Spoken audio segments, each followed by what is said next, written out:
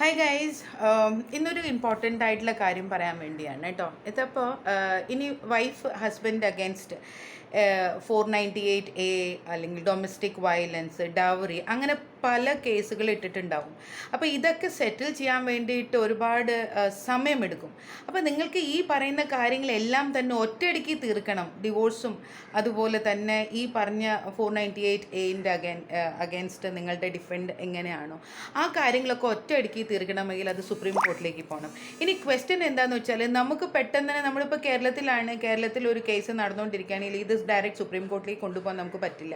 അപ്പോൾ ഇവിടെ ഒരു കാര്യമുണ്ട്, എങ്ങനെയാണ് സുപ്രീം കോർട്ട് ഈ പറയുന്ന കേസ് ഹാൻഡിൽ ചെയ്യുന്നത് വെച്ചാൽ, ഹസ്ബൻഡും വൈഫും രണ്ട് സ്റ്റേറ്റിലാണെങ്കിൽ ഇപ്പോൾ കേസ് കൊടുത്തോട്ടെ, വൈഫ് ഹസ്ബൻഡ് അഗേൻസ്റ്റ് കേസ് കൊടുത്തിട്ടുണ്ടോ, ഡൊമസ്റ്റിക് വയലൻസ്, പിന്നെ 498A പിന്നെ ഡൗറിയും ഒരുപാട് കേസസ് കൊടുത്തിട്ടുണ്ടാവും.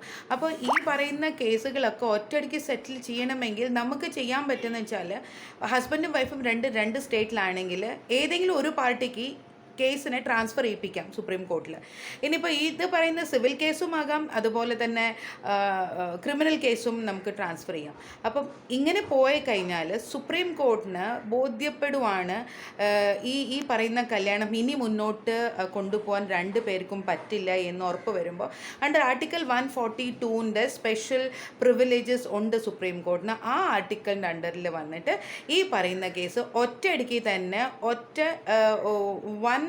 ഇതിൽ പല ഡിഫറെൻറ്റ് കംപ്ലയിൻസ് ഉണ്ടല്ലോ, പല ഡിഫറെൻറ്റ് കേസുകളുണ്ട്. അങ്ങനെ വരുമ്പോൾ ഒറ്റയടിക്ക് തന്നെ എല്ലാം സോൾവ് ചെയ്ത് അങ്ങ് പോവും.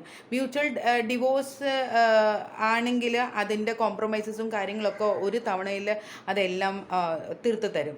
അപ്പോൾ ഇങ്ങനെ ചെയ്യുവാണെങ്കിൽ നമുക്ക് കുറേ വർഷങ്ങൾ ഒരു ഫാമിലി മാറ്റേഴ്സ് കുറേ കാലങ്ങൾ ഇങ്ങനെ കൊണ്ടുപോകേണ്ട കാര്യമുണ്ടാവില്ല. അപ്പോൾ ഇതൊരു വഴിയുണ്ട്.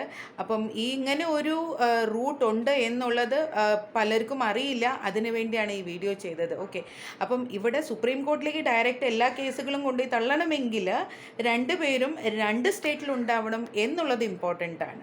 അപ്പോൾ ഒന്ന് ആലോചിച്ച് നോക്കിക്കോളൂ. നല്ലൊരു എന്താ പറയുക, ഒരു ഓപ്ഷനാണ്. ചിന്തിച്ച് കഴിഞ്ഞാൽ നല്ല ഓപ്ഷനാണ്. അങ്ങനെ ആരെങ്കിലും കുറേ വർഷങ്ങളായിട്ട് ഈ പറയുന്ന കേസുകളിലെല്ലാം പെട്ടിരിക്കുകയാണെങ്കിൽ ഈ ഒരു വഴി ഉണ്ട്, നോക്കാം. Thank you.